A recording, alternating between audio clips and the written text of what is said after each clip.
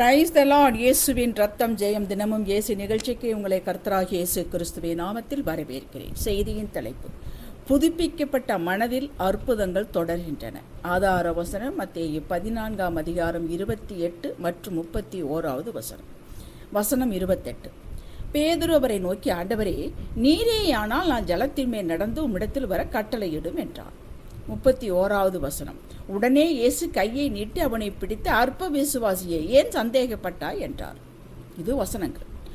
அற்புத ஆண்டவரின் அன்பு மக்களே, நான் உங்களை பார்த்து ஒரு கேள்வி கேட்கிறேன். தேவன் எப்படிப்பட்டவர்? அவருக்கு ஏதேனும் உருவம் உண்டா? மனிதனைப் போல இருக்கிறாரா? தேவனுடைய பிரசன்னத்தில் நீங்கள் அவரை எப்படி உணர்கிறீர்கள்? தைரியமாகவும் சொல்லுவேன், அவரை தினமும் நான் சந்திக்கிறேன் என்பதை உறுதியாகவும் சொல்வேன், துணிச்சலோடும் சொல்லுவேன்.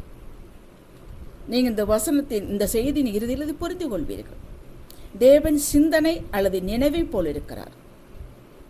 இதற்கு முன் ஒரு சில காரியத்தை உங்களுக்கு ஞாபகத்திற்கு கொண்டு வந்து செய்திக்கு தயாராகும் மனநிலையை உருவாக்க விரும்புகிறேன்.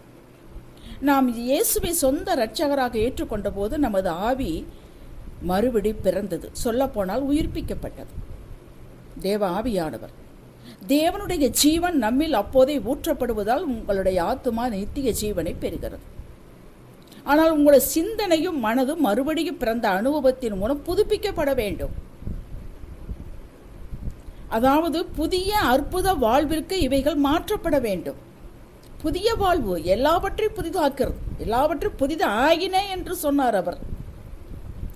நாம் அந்த புதிதானதை எடுத்துக்கொள்ள வேண்டும். பழைய துருத்தியில் புதிய திராட்சை ரசத்தை வார்க்க முடியாது. இந்த சிந்தனை புதுப்பித்தல் என்பது ஒரே நாளில் நடைபெறும் காரியம் அல்ல, தினந்தோறும் நடைபெறக்கூடியது. இந்த புதுப்பிக்கப்பட்ட சிந்தனையிலேயே நீங்கள் நிலைத்திருப்பீர்களேயானால் அற்புதங்கள், அடையாளங்கள் உங்கள் மூலமாக உங்களுக்குள்ளும் நடைபெறும். இதுதான் பிரச்சனை. நிலைத்திருக்க முடிவதில்லை. இது தானாக நிலைத்திருக்காது. நாம் சில சமயங்களில் போராடி தக்க வைத்துக் கொள்ள வேண்டியது வரும். ஏன்? போராட்ட உலகில் வாழ்கிறோமே, அதான். நம்மை நாமே நமது சுயத்தை கொஞ்சம் கொஞ்சமாக அழிக்க வேண்டும். இதைத்தான் பவுல் நான் அனுதினமும் சாகிறேன் என்றார். சரி, இதோடு நிற்கட்டும். இதன் ஆழம் இன்னொரு செய்தியில் கொடுக்க முயற்சிக்கிறேன். தேவ ஆவியானவர் உதவி செய்வாராக.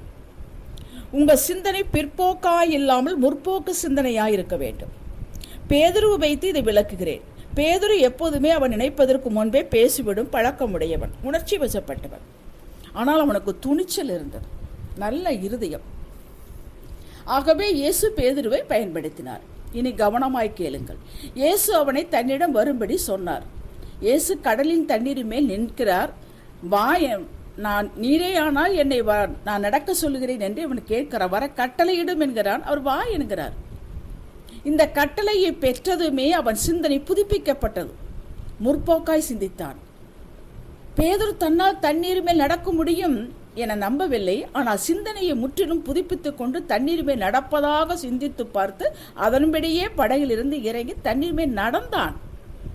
புதுப்பிக்கப்பட்ட மனதில் அற்புதங்கள் நடந்தன, தொடர்கின்றன.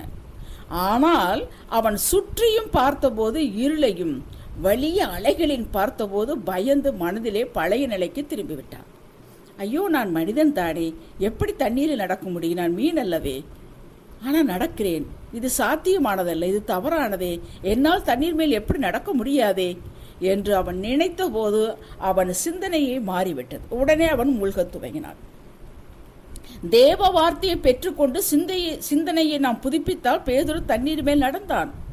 அவிசுவாசப்பட்டு, ஏன் அவிசுவாசப்பட்டான்? சூழ்நிலைகளை பார்த்தான், அதை நம்பினான். இந்த சூழ்நிலைகளை தேவ வார்த்தைக்கு மேலே வைத்தான். சிந்தனையை மாற்றிக்கொண்ட போதே பழைய சிந்தனைக்கு வந்தபோது மூழ்கினான். எனவே நாம் சிந்தனையை புதுப்பித்து நேர்மறையானதை சிந்திக்க வேண்டும் என்று சொல்லுகிறேன். இன்று தேவ பிள்ளைகள் அநேருடைய வாழ்வில் இதுதான் நடந்து கொண்டிருக்கிறது. இப்படிப்பட்ட செய்திகள் கேட்டதும் உற்சாகம் அடைகிறோம், தேவ வாக்குகளை நம்புகிறோம், விசுவாசத்தோடு கால் எடுத்து வைக்கிறோம். நம் கண்கள் உலகத்தை பார்க்கிறது, காது உலகத்தின் சத்தத்தை கேட்கிறது. இதை பார்த்ததும் கேட்டதும் நமது சிந்தனை பகுதிக்கு கொண்டு போகக்கூடாது. இந்த 5 புலன்களில் வரக்கூடியதை பார்த்தல், கேட்டல், உணர்தல், இவைகளை சிந்தனைக்கு கொண்டு போகக்கூடாது. அப்படியே உதிரை போட்டுக்கொண்டே விசுவாச வாழ்வில் நடக்க வேண்டும். எனக்கு தெரியாது, கர்த்தர் சொல்லி இருக்கிறார், அவர் அப்படியே செய்வார். நான் அதை எதிர்பார்க்கிறேன், நான் அடைவேன், நான் உயருவேன், நான் சுகமாயிருப்பேன், பல பேருக்கு உதவி செய்வேன். இதை உங்கள் சிந்தனையில் காணுங்கள், அதையே பேசுங்கள், இதிலே நிலைத்திருங்கள். ஏதும் நடக்காத போது நடக்கும் ஆகும் என்ற சிந்தனையில் இருப்பதுதான் நிலைத்திருக்கிறது. யோவான் 16:33 இயேசு இப்படி சொல்கிறார், உங்களுக்கு உபத்திரவம் உண்டு. என்ன உபத்திரவம்? விசுவாசத்தை குலைக்கும் உபத்திரவம், சிந்தனையை தாக்கி உடைக்கும் உபத்திரவம். ஆனாலும் திடன் கொள்ளுங்கள் என்றார். ஏன் இப்படி சொல்ல முடிந்தது? நான் உலகத்தை ஜெயித்தேன் என்றார். ஜெயிப்பதற்கு முன்பே ஜெயித்தேன் என்றார். ப்ராசஸ் பற்றி அவர் கவலைப்படவில்லை. நெட் ரிசல்ட் ஜெயம் என்பதை அவர் அறிவார். தேவ பிள்ளைகளே, நாமும் அப்படித்தான். நாம் ஜெயிக்க பிறந்தவர்கள், வாழ பிறந்தவர்கள். தோல்வி நமக்கு கிடையாது. நினைவுகள் முக்கியமானவைகள். எனவே உங்கள் சிந்தனையை புதுப்பித்துக் கொள்வதில் தவறாமல் இருங்கள். உங்கள் நினைவுகள் எல்லாம் நேர்மறையாக முன்னோக்கி இருக்கட்டும். தேவன் ஒளியாக இருக்கிறார், அவரில் எவ்வளவேனும் இருள் இல்லை. உங்கள் சிந்தனையை தேவ வசனத்தினால் நிரப்புங்கள். வசனம் எப்படி உங்களை பற்றி சொல்லுகிறதோ அப்படியே ஆவேன் என்று நேர்மறையாக பேசுங்கள். இதுதான் தேவனோடு இணைந்து நடத்துதல். அவருக்கு செலுத்தக்கூடிய அற்புதமான ஆராதனையும் இதுதான். வாருங்கள் ஜெபிக்கலாம். அன்பு தகப்பனே, மேலே எழும்புவதும் கீழே விழும்புவதும், மேலே எழும்புவதும் கீழே விழும்புவதுமாக எங்கள் வாழ்க்கையின் கதையாகிவிட்டது.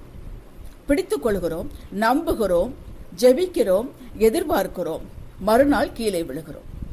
நடக்காதோ என்று கர்த்தாவே, இதிலிருந்து எங்களை விடுவித்தருளுவீராக. இந்த செய்தியை கேட்டுக்கொண்டிருக்கும் மக்களை விடுவித்தருளுவீராக சுவாமி.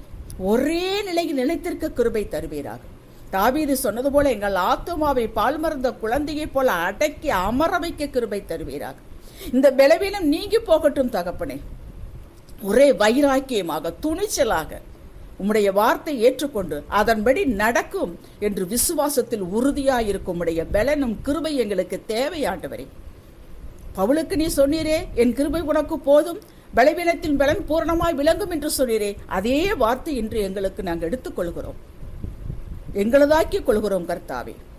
திடமனதாக, நேர்மறையாக, ஒரே சீராக நடந்து உம்முடைய ஆசீர்வாதத்தை பெற்று உம்முடைய சித்தத்தை அறிந்தும் சத்தம் கேட்டு உங்களோடு நடக்கும் பாக்கியம் இந்த தினமும் இயேசு நிகழ்ச்சி பங்காள ஒவ்வொருவருக்கும் கிடைக்கட்டும் சுவாமி. குடும்பத்திற்கு கிடைக்கட்டும் சுவாமி. சாட்சியாக இருப்பார்களாக. எல்லா மகிமை உங்களுக்கு. இயேசுவே நாமத்தில் பிதாவே, ஆமேன்.